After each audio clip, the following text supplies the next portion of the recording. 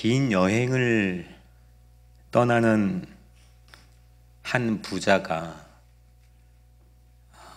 자기 세 종을 불러 모아서 각자에게 책임을 맡기고 여행을 떠납니다.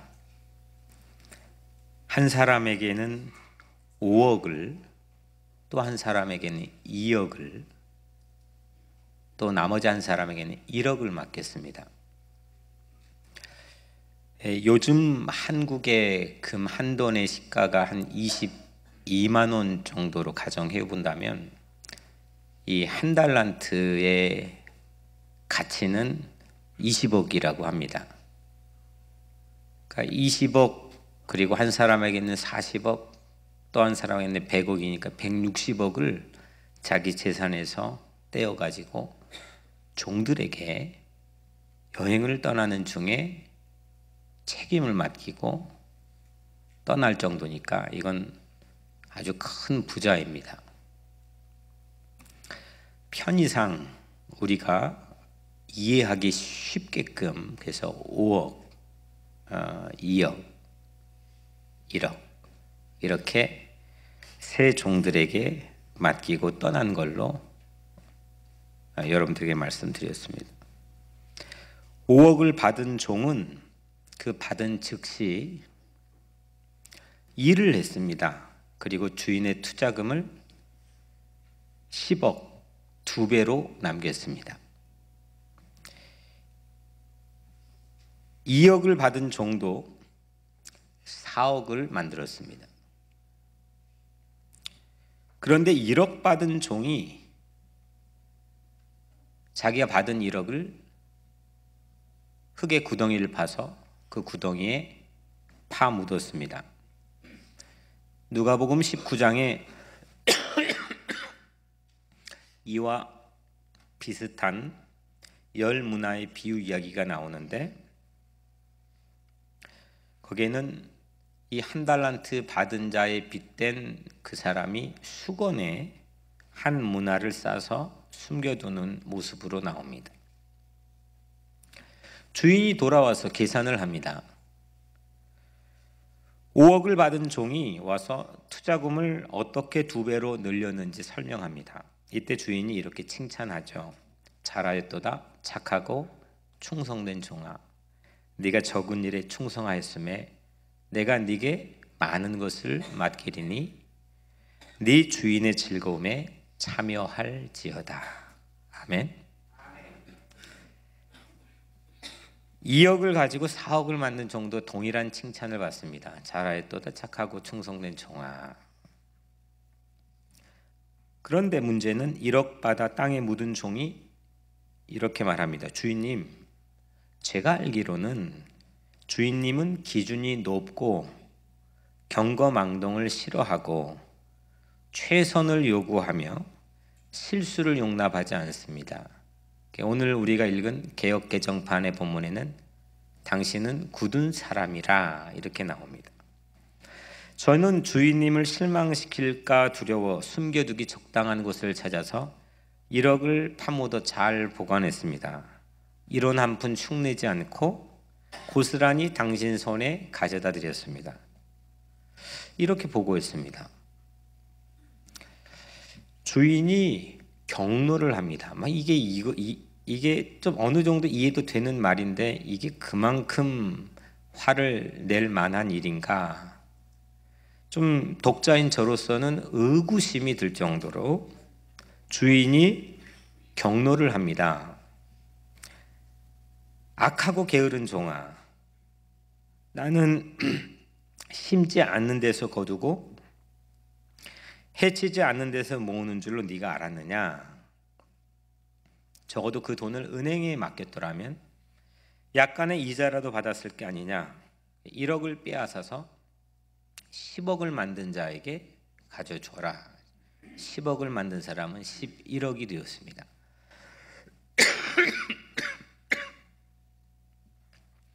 그리고 주인이 또 이렇게 말합니다. 무릇 있는 자는 받아 풍족하게 되고 없는 자는 그 있는 것까지 빼앗기리라.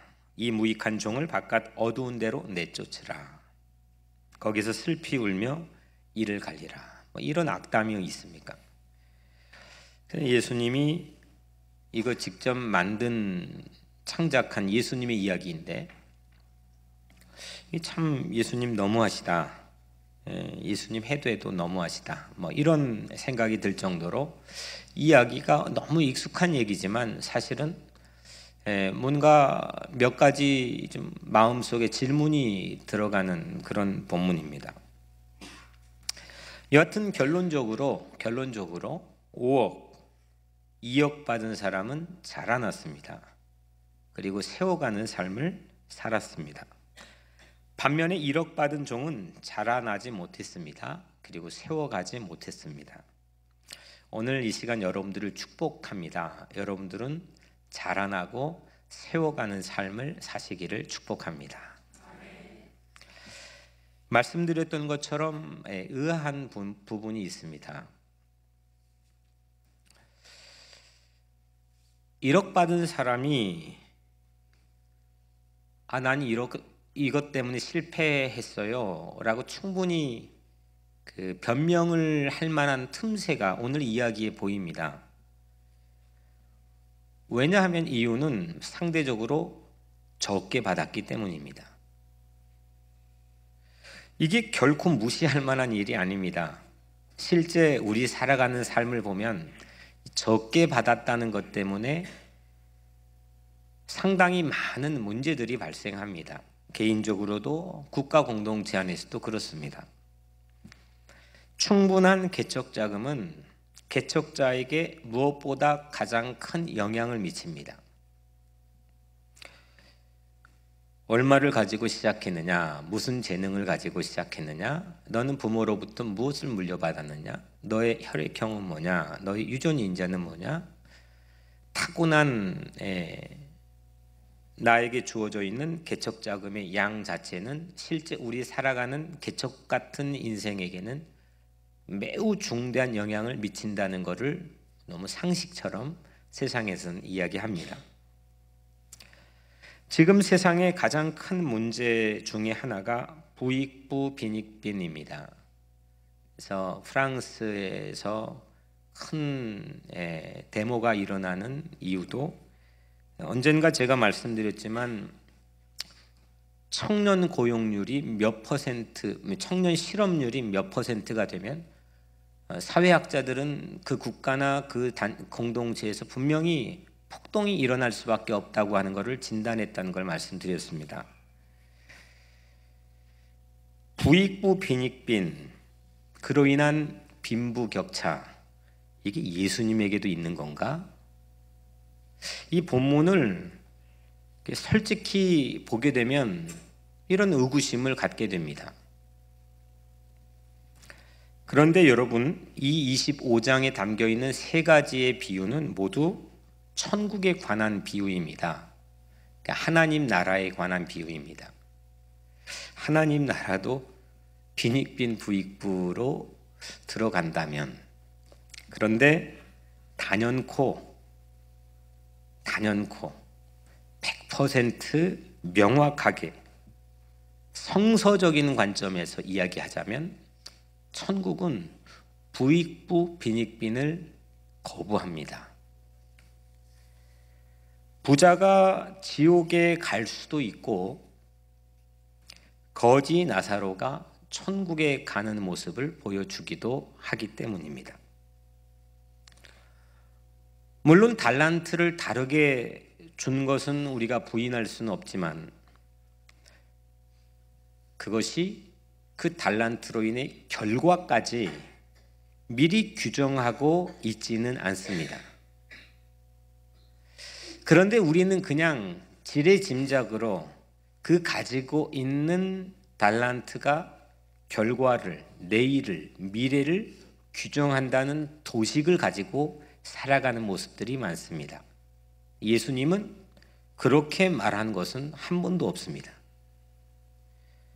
성경은 수없이 역전되는 삶을 보여줍니다. 아니, 좀 넘어 얘기하면 성경은 역전되는 삶만을 보여주는지도 모르겠습니다. 받은 게 없는데, 자격이 없는데, 아무것도 아닌데, 미치지 못하는데, 늘 실패했는데 역전되는 그런 삶들을 성경은 너무 풍부하게 우리에게 공개하고 보여주고 있기 때문입니다. 그러면 우리가 규명해야 될 게 있습니다. 그렇다면 이 세 사람들이 각기 받은 달란트는 무엇냐는 겁니다. 이 달란트가 뭐냐? 이 정체가 뭐냐? 이거를 풀어야 됩니다. 이거는 이 본문에 담겨 있는 암호와 같은 예수님의 언어입니다. 달란트는 본래 화폐 단위, 영어로는 탤런트라고 하죠. 후대에 사람들이 사용되는 언어 가운데서 이게 탤런트, 다시 말하면 영화에도 나오는 탤런트, 그리고 재능을 가진 사람, 이렇게 사용되어 오는 변화가 있지만, 여하튼 이 달란트는 그런 의미입니다. 화폐 단위. 타고난 재능, 또 유전자 차이로 인생의 결과가 갈린다면 성경이 도리어 억울한 상황들을 조장하고 있는 건 아닐까요? 만약에 그렇다면 이 본문을 우리가 사실 너무 많이 그렇게 듣기도 했고 이 본문 앞에 대면하기도 했는데, 만약에 내가 물려받은 유전자나 물려받은 유산이나 그냥 태어날 때부터 가지고 있는 타고난 재능 때문에 여러분들의 인생의 결과가 쭉 순위가 매겨진다면, 그게 성경 안에 있다면 성경이 도리어 이 억울한 상황들을 부추기고 있는 것은 아닐까요? 운명을 역전시키지 못한다면, 주어진 운명을, 길이 보이지 않는 운명을 역전시킬 가망성이 없다고 이야기한다면 그것은 세상과 성경이 같아지는 이치입니다. 오늘 15절에 각각 그 재능대로, 이게 솔직히 저를 불편하게 합니다. 여러분들은 모르겠지만 각각 그 재능대로 5억 받은 사람이 사실 거꾸로 실패하고 1억 받은 사람이 성공했다면 이건 베스트셀러가 될 자격을 갖출 확률이 높은데, 1억 받은 사람이 실패하고 5억 받은 사람이 성공했습니다. 토끼와 거북이 경주에서 책이 잘 팔리려면 토끼가 막 이기다가 잠을 자서 나중엔 누가 이기죠? 거북이가 이겨야 사람들의 마음속에 쾌감을 주기도 하고 독자의 마음속에 잊고자 하는 욕구를 불러일으키기도 합니다. 근데 오늘 본문은 토끼와 거북이 경주에서 토끼가 이기는 겁니다. 달란트가 만약에 재능이라고 한다면, 타고난 재능이라고 한다면, 주어진 유산과 유전인자라고 한다면 5억 받은 사람은 그냥 성공하도록 정해진 겁니다. 달란트가 다시 한번 묻는데, 그럼 달란트가 무엇일까요? 이걸 풀어야 됩니다. 14절에 그 종들을 불러 자기 소유를 맡김과 같으니 했습니다. 그 종들을 불러 자기 소유를 맡김과 같으니, 그리고 5억, 2억, 1억을 맡겼습니다. 달란트는 타고난 재능을 넘어서서 명백하게 주인의 소유입니다. 주인의 소유입니다. 자기 소유를 맡김과 같으니 했습니다. 주인의 소유를 맡긴 것은 이건 은혜입니다. 그러니까 은혜를 받은 겁니다. 달란트를 받은 것은 곧 은혜를 받은 겁니다. 이런 의미에서 우리가 누리고 있는 모든 것은 달란트입니다. 예를 들자면 우선 가장 나에게서 가까운 내 몸을 한번 만져보십시오. 내 몸을 이거 전부 다 내 겁니다. 누가 함부로 이거를 유린하거나 허락도 없이 접촉하면 고발할 수가 있습니다. 이건 명백하게 내 겁니다.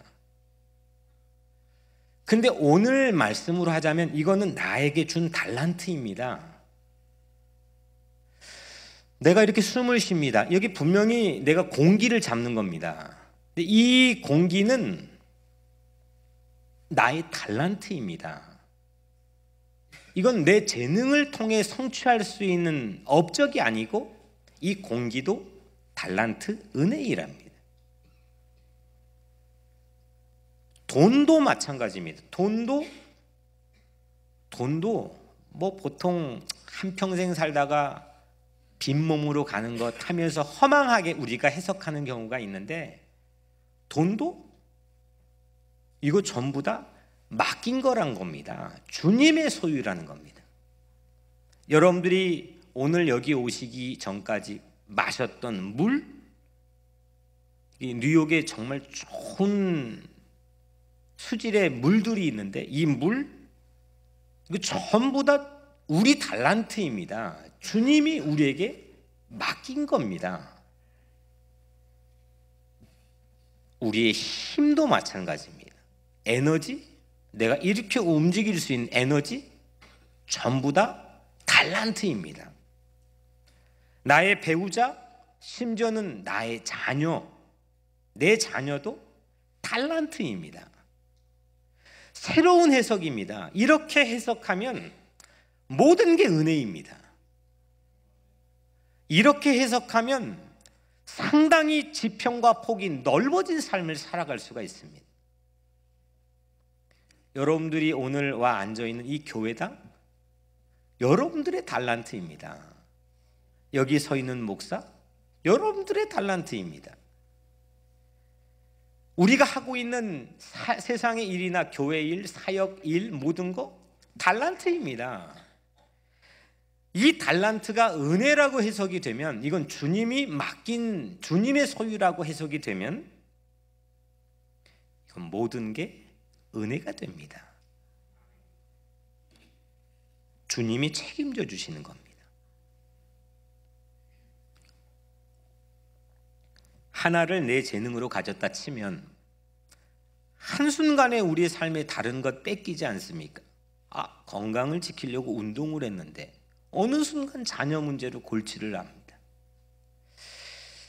열심히 해보려고 직장에 일을 했는데 어느 순간 가정에 문제가 발생합니다. 돌고 도는 수없는 문제들이 내 소유, 내가 가지려고 하는 소유의 대상에 문제가 발생합니다. 사람들은 다 그것 때문에 피곤해하고 어려워합니다. 그런데 오늘 주님이 우리에게 밝혀주신 이 달란트 비유 안에서 이 암호를 해독하면, 달란트는 세상의 빈익빈 부익부를 조장하는 세상의 경제 질서가 아니고, 이거는 주님이 나에게 주신 은혜구나. 이걸 깨닫게 되면 새로운 시야가 열리게 됩니다. 고린도후서 6장 1절 말씀에 우리가 하나님과 함께 일하는 자로서 너희를 권하노니 하나님의 은혜를 헛되이 받지 말라. 아멘. 이겁니다. 하나님의 은혜를 헛되이 받지 말라. 주신 분은 은혜로 주셨지만 받는 우리는 헛되이 받지 않아야 된다는 겁니다. 결국 신비로운 걸 깨달았는데 결국 뭐냐?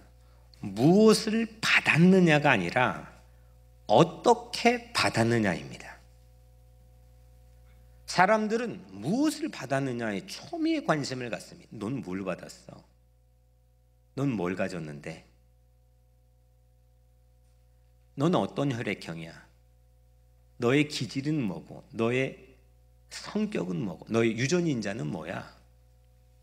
사람들은 전부 다 뭘 받았느냐? 나는 무엇을 가졌느냐, 여기에 전부 다 정신을 쏟고 있습니다. 그런데 예수님은 그걸 어떻게 받았느냐, 은혜로 받았느냐. 베드로전서 4장 10절에 각각 은사를 받은 대로 하나님의 각양 은혜를 맡은 선한 청지기 같이 서로 봉사하라. 하나님의 각양 은혜를 맡은 선한 청지기 같이 서로 봉사하라. 은사도 은혜를 절대로 앞지르지 못합니다. 은혜를 맡은 선한 청지기처럼 나에게 누리게 하는 모든 달란트를 은혜로 주신 그걸 맡은 선한 청지기처럼 서로 봉사하고 서로 덕을 끼치고 서로 섬기라고 하는 말씀입니다. 사람들은 무엇을 받았는지 관심이 집중됩니다. 그런데 하나님은 어떻게 받았느냐, 어떻게 받았니, 뭘로 받았니, 이걸 훨씬 중요하게 여기십니다. 주님의 소유로 받아야 되고 은혜로 받아야 되는 줄로 믿습니다. 거기에 길이 있습니다. 은혜로 받으면 가만히 있지 못합니다. 가만히 있지 못해. 이 은혜인데요. 은혜인데 어떻게 가만히 있습니까? 두 번째로, 받은 은혜가 크면 클수록 더 최선을 다해서 사역하고 일합니다. 5달란트, 2달란트 받은 사람이 그랬습니다. 또 한 가지 질문이 있습니다. 예수님이 그러면 이 비유를 왜 하셨을까? 예수님이 이 비유를 하신 이유가 뭘까 궁금했습니다. 두 가지의 성공 사례는 패턴이 비슷합니다. 심지어는 칭찬한 대목은 토시 하나 틀리지 않고 똑같습니다. 어찌 보면 이 스토리, 성공 스토리는 당연합니다. 이 당연한 이야기를 하려고 예수님이 굳이 달란트 비유를 하지는 않으셨을 것이다 생각합니다. 이 이야기는 저나 여러분들도 창작할 수 있을 정도로 아주 단순하고 아주 보편적이고 일반적인 이야기입니다. 5억을 10억으로, 2억을 4억으로 자라게 하여 칭찬한 이야기입니다. 그런데 딱 한 개만 실패한 이야기, 이건 예외적인 이야기입니다. 이거는 완전히 다른 이야기입니다. 거기에 하시고 싶은 말씀이 있지 않으실까 생각합니다.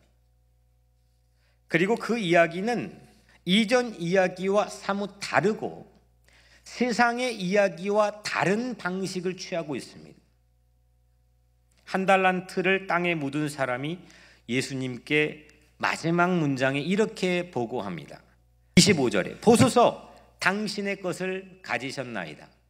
아니 이런 건방진 방식이 어디 있습니까? 이런 겁니다. 당신 것 그대로 당신 손에 있지 않습니까? 뭐가 손에 있고 뭐가 잘못된 겁니까? 이런 겁니다. 주인이 결정적인 답을 합니다. 아마 오늘 이 말씀의 가장 중요한 부분입니다. 주인이 결정적인 답을 하는데 26절에 그 주인이 대답하여 이르되 악하고 게으른 종아, 나는 심지 않는 데서 거두고 해치지 않는 데서 모으는 줄로 네가 알았느냐, 이겁니다. 이게 사실 한국말로는 저도 잘 한 2-3번 읽지 않으면 언뜻 이해가 잘 되지 않는 말씀인 것 같습니다. 여러 버전을 찾아보니까 아주 명확하고 쉽습니다. 이런 겁니다. 내가 파종도 안 했는데 심지도 않았는데 내가 추수한 줄로 알았니? 내가 씨를 흩뿌리지도 않았는데 내가 게더링, 모을 수 있는 걸로 네가 알았니? 너는 나를 그렇게 알았니? 그래서 그렇게 했니? 이렇게 예수님이 말한 겁니다. 다시 말하면 내가 그냥 줬다고 준 것이 그냥 저절로 생긴 것처럼 네가 받는다면 이게 어떤 심보일까요? 내가 그냥 공짜로 줬는데 상대가 그냥 저절로 생긴 것처럼 휙 하고 받아갔어요. 그러면 그건 어떤 심보입니까? 도둑놈 심보라고 안 하나요? 공짜로 주면 공짜로 생기는 것을 받는 경향이 있습니다. 한 달란트 받은 종이 주인 보기에 그랬습니다.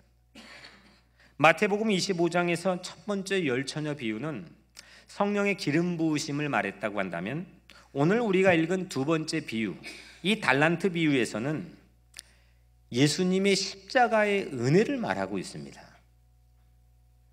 이 은혜를 주시기 위해, 달란트를 주시기 위해 너는 내가 아무 일도 안 하고 준 걸로 아니? 너는 나를 그렇게 이해했구나. 아니야. 난 이 달란트 은혜를 주기 위해 밤낮 졸지도 자지도 않고 일했을 뿐만 아니라 종국엔 십자가에 내 몸을 내걸고 내 모든 걸 주며 일했단다. 넌 그걸 몰랐니?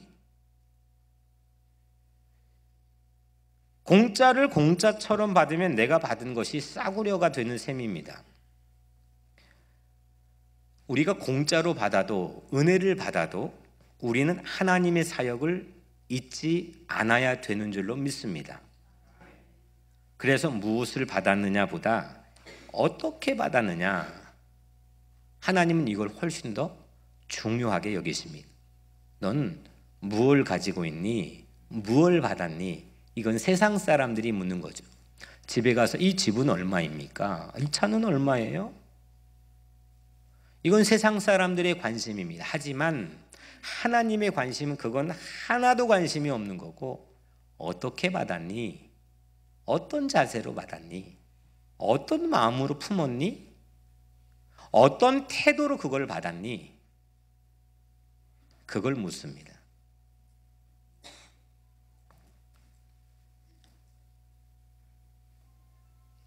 어떻게 받느냐에 따라 은혜로 사는 결과가 달라지기 때문입니다. 2배로 성장하는 것은, 그래서 2배, 5억이 10억이 되고 2억이 4억이 되고, 이 2배로 더블로 성장하는 이 놀라운 고속 성장, 이거는 수치라기보다는 자세입니다. 자세.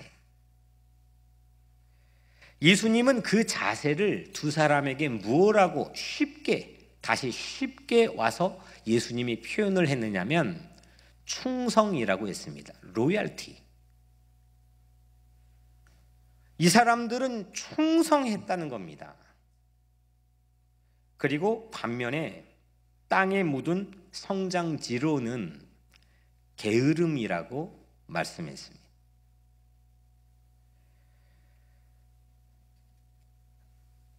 첫 번째, 주님의 소유를 맡은 사람.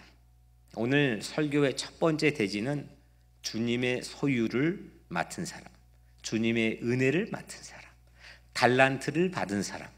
두 번째 대지는 그거를 충성으로 받았다는 겁니다.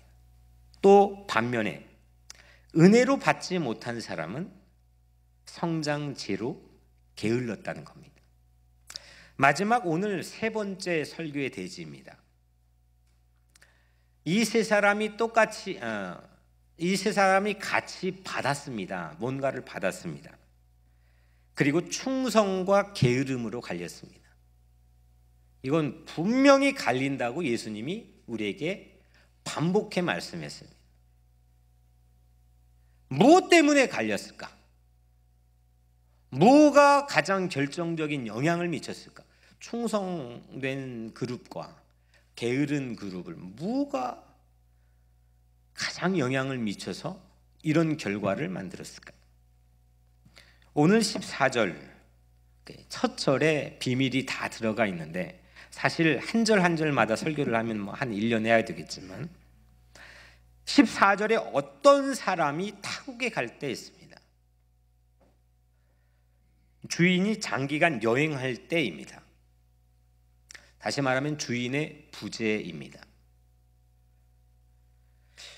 주인이 있을 땐 다 열심입니다. 문제는 주인의 눈이 없을 때, 감시가 소홀해졌을 때, 아이, 설마 보고 있을까 할 때, 주인이 없을 때도 주인이 있는 것처럼 일하는 종업원이 혹 있다면 그게 그 가게에 안 될 이유가 있겠습니까? 그 교회 안 될 이유가 있겠습니까? 그 자녀들이 안 될 이유가 있겠습니까? 종업원의 진짜 마음은 주인이 없을 때, 주인이 장기간 여행을 떠났을 때, 주인이 부재했을 때 나타났습니다. 이 달란트 비유는 타고난 재주로 업적을 남기는 세상 방식, 타고난 재주로 업적을 남기는 그런 세상 방식을 광고하는 게 아닙니다. 아주 그냥 쉽게 단편적으로 이 말씀을 우리가 접근하는 경우, 듣는 경우들도 전 적지 않다고 생각합니다. 예수님의 이 말씀을 처음 제자들에게 이 말씀을 전한 건데, 이 오디언스는 제자인데, 이 제자들에게 해 주셨을 때 이 예수님의 본 뜻은 주인이 없을 때 주인의 재산을 주인의 마음처럼 일할 수 있느냐 이겁니다. 주인이 없을 때 주인 재산을, 주인이 맡긴 은혜를 주인의 마음을 가지고 일할 수 있느냐? 왜냐하면 이 비유는 예수의 십자가 죽음을 코앞에 두고 말씀하셨기 때문입니다. 조금만 지나면 예수님은 제자들 곁에 있지 못합니다. 체포됩니다. 법정에서 재판을 받습니다. 모욕을 당하고 사람들에게 비아냥거림의 대상이 됩니다. 그리고 십자가에 매달려 죽임을 당하고 처형을 당합니다. 그리고 무덤의 매장이 됩니다. 그 순간 처음부터 마지막까지 이 제자들은 한순간도 의리를 지키지 못했습니다. 예수님의 부재는 제자들에겐 치명타였습니다. 하던 일을 계속 할 수 없었습니다. 의욕상실과 동기결핍, 공포 증세가 몰려와 아무 일도 엄두를 내지 못했습니다. 작은 기억이지만, 이거에 비하면 작은 기억이지만, 저 어렸을 때 어머님이랑 떨어진 날 이후로 고아원에 생활하면서 일에 그때 무슨 일이 있겠습니까? 뭐도 손에 잡히지 않습니다. 그 부재라고 하는 것은, 베드로를 보실까요? 뱃사람이었습니다. 터프하고 바다의 풍랑도 이겨내려고 마음을 먹고 있는 뱃사람 베드로가 그 힘없는 소녀 앞에서, 아무 힘없는 소녀 앞에서 예수님을 부인합니다. 하던 일을 못할 정도가 아니라 해왔던 일도 부정하지 않습니까? 나는 모릅니다. 나는 그와 함께하지 않았습니다. 이런 비겁한 모습이 어디 있습니까? 하지만 이 모습이 제 모습이었고 혹 여러분들의 모습이었을지도 모르겠습니다. 부활한 예수님을 봤습니다. 조그마한 다락방에 수배령에 숨어있던 이 제자들이 문을 꽁꽁 걸어 잠갔는데, 그 문을 뚫고 부활한 예수님이 그 신체가 이 제자들 앞에 가운데 나타나 못자국 만져봐라 그랬습니다. 만져봤습니다. 그런데 그 부활한 예수님을 목격하고 만져봤던 제자들 7명이 베드로를 위시해서 다시 갈릴리 호수로, 옛날에 고기 잡던 삶의 터전으로 돌아가 버렸습니다. 해야 할 일을 하지 않고 과거 일로 돌아갔습니다. 모두 예수님의 부재 때문입니다. 티가 났습니다. 심지어 배에서 풍랑을 만났을 때 예수님 분명 같이 그 배에 탔는데도 불구하고 제자들은 두려웠습니다. 불과 몇 발자국 떨어진 곳, 저 아래 고물에서 잠깐 주무시고 있었는데 먼 것도 아니고 불과 몇 발자국인데 그 부재는 그 풍랑 앞에서 많은 마음의 변화를 일으켰습니다. 달란트 비유를 이해할 수 있는 가장 중요한 열쇠는 주인의 장기 여행입니다. 주인의 부재. 한 달란트 받은 사람은 주인이 없는 것처럼 그냥 살았습니다. 주인이 없는 것처럼 주인의 성격 조사만 하다가 달란트를 땅에 묻었습니다. 주인이 굳은 사람이지, 주인은 기준이 높은 사람이지, 주인은 까다로운 사람, 주인은 나에게 많은 걸 요구하는 사람이지. 이게 율법학자들입니다. 생각만 무지 많은데 아무것도 하지 못했습니다. 말은 많은데 움직이지 못했습니다. 2019년 우리 교회 성도들에게 예수님은 저는 세 달란트를 맡기셨다고 생각합니다. 주님의 소유입니다. 첫 번째 달란트는 가정입니다. 그래서 가정 예배를 드리라고 말씀을 해주셨습니다. 두 번째 달란트는 교회입니다. 이 교회를 여러분들에게 달란트로 맡겼습니다. 이걸 하기 위해 1인 1사역에 대한 실천 지침을 말씀해 주셨습니다. 세 번째 달란트는 영혼입니다. 세상에 잃어버린 영혼입니다. 이를 위해서 1인 1전도를 우리에게 말씀해 주셨습니다. 세 달란트입니다. 가정, 교회, 영혼입니다. 가정을 자라게 하고 교회를 세우고 영혼을 세우는 이 달란트, 혹 여러분들은 땅에 묻으시렵니까? 사역자는 주님의 소유를 맡습니다. 오늘은 주님께서 우리에게 좋은 기회를 주셨습니다. 사역 박람회입니다. 우리 교회는 8개의 사역위원회가 있습니다. 이 8개의 사역위원장들께서 사역 소개를 하고 또 사역자를 모집하고 그런 시간입니다. 사역 잔치입니다. 적은 일에 충성하였음에 네가 많은 것을 내게 맡기리니 내 주인의 즐거움에 참여할지어다. 적은 일에 충성합시다. 모든 걸 은혜로 받은 사람은 작은 일에도 놓치지 않고 치밀하게 충성할 수 있는 능력을 보여줍니다. 그러면 큰 일을 주님께서 맡겨주실 줄로 믿습니다.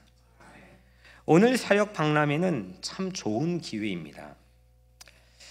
8개 보드판에 있는 사역에는 교회뿐 아니라 교회 바깥의 하나님의 사역도 적혀 있을 겁니다. 제가 여러분들에게 권면과 부탁을 드리는 말씀은 단순히 이 8개 보드판에 적혀 있는 사역만 갇혀 있지 말고 여러분들에게 받은 삶의 달란트를 오늘 하루 한번 물어보시고 생각해 보셨으면 좋겠습니다. 아마 여러분들의 일생에 다시 오지 않을 특별한 날일 수도 있습니다. 누가 묻겠습니까? $1000를 가지고 맨하탄은 최고의 상담가인 카운셀을 찾아가 보십시오. 이런 질문을 할 수 있는지. 돈으로 해결될 수 있는 게 세상에 다인 것 같지만 그렇지 않습니다. 오늘은 이런 의미에서 여러분들의 인생에도 매우 중요한 도전이고 기회입니다. 나에게는 어떤 달란트를 맡기셨지? 나는 어떻게 이거를 받았을까?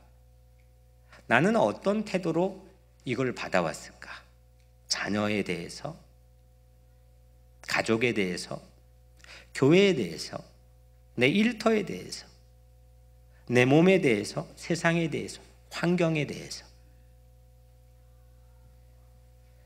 여기에서 기가 막힌 영감들이 떠오른다면 그 아이디어를 붙잡고 기도하십시오. 그게 바로 하나님의 커다란 일꾼이 될 수 있는 길입니다. 먼저 은혜를 사모하십시오. 그리고 태산보다 큰 은혜를, 그 주님의 은혜를 갚으려고 하는 충성으로 오늘 오후를 보내보십시오. 그러면 8개 보드에 적힌 사역 소개 이외에도 여러분들이 덧붙여 충분히 쓸 수 있을 거라 생각합니다. 사역위원장님들에게 부탁을 드리는 것은 우리 교우들이 여러분들이 적은 사역의 job description 이외에도 이것도 있는데요, 난 이런 것도 감동을 주셨는데요 하면 그 보도에 같이 기입할 수 있었으면 좋겠습니다. 함께 만들어가고 함께 여러분들의 목소리로 세워져가는 그런 교회, 하나님이 함께 콜링을 주시고 그 콜링을 통하여 역동적으로 세상에 나가서 하나님의 큰 일꾼으로 살아가는 그런 여러분들의 삶이 되기를 축복합니다. 우리는 모두 달란트를 받았습니다. 누리는 모든 것이 달란트였고 은혜였습니다. 충성합시다. 충성합시다. 주인의 부재에도 더 충성합시다. 사실 주인은 부재하지 않았습니다. 우리 예수님은 세상 끝날까지 우리 곁에서 우리와 함께 하신다고 약속해 주셨기 때문입니다. 임마누엘입니다. 하나님은 우리와 함께 하십니다.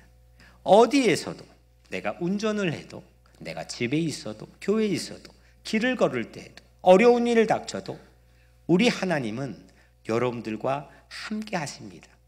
그걸 잊지 않고, 그거를 잊지 않고, 그 은혜를 잊지 않고 내 받은 은혜의 달란트를 생각한다면 저절로 충성할 수 있는 삶이 됩니다. 성령께서 우리와 함께 하십니다. 할 힘을 주시고 할 능력을 주시는 성령께서 달란트, 여러분들이 맡은 달란트를 2배로 자라게 하실 것입니다. 충성하면 저절로 자라납니다. 충성에는 신비로운 비밀들이 숨겨져 있습니다. 충성할 수 없을 때 성장은 멈춥니다. 충성하면 자라납니다. 충성이 슬럼프에 빠지면 성장은 슬럼프에 빠집니다. 착하고 충성된 종이라 불리울 사랑하는 성도 여러분, 5달란트는 주님의 삶이고 주님의 사역이고 주님의 전부입니다. 2달란트는 주님의 삶이고 주님의 사역이고 주님의 전부입니다. 이것을 우리에게 은혜로 주셨습니다. 우리에게 부익부 빈익비는 있을 수 없습니다. 열등감에서 빠져나와 해방된 삶을 누리십시오. 언제든지 믿음으로, 충성으로 역전 가능한 삶을 보여주시길 바랍니다. 우리도 10달란트까지 자라날 수 있습니다. 이런 칭찬을 듣기를 축복합니다. 착하고 충성된 종아, 네가 작은 일에 충성하였음에 네가 많은 것을 내게 맡기리니. 기도하겠습니다. 은혜로우신 하나님, 우리가 받은 모든 것이 주님의 소유요, 주님의 삶이요, 주님의 전부요, 은혜임을 깨닫게 하여 주옵소서. 그리하여 충성하는 마음으로 받게 하시고, 그리하여 주인이 부재한 상태처럼 보이는 험난한 고난의 상황에서도 이기게 하시며 극복하게 하시고 승리하게 하여 주시옵소서. 예수 그리스도 이름으로 간절히 기도드리옵나이다. 아멘.